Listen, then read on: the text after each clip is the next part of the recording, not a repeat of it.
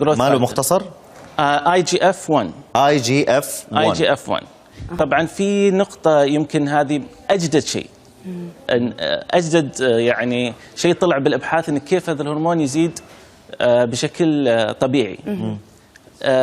يقول لك إذا توقف الجسم عن الأكل لمدة 16 ساعة على الأقل مرة واحدة في الأسبوع، هذا الهرمون يزيد. إذا لو إيش؟ لو توقف عن الأكل على الأقل 16 ساعة مرة واحدة في يوم واحد، يعني في الأسبوع، هذا الهرمون يزيد.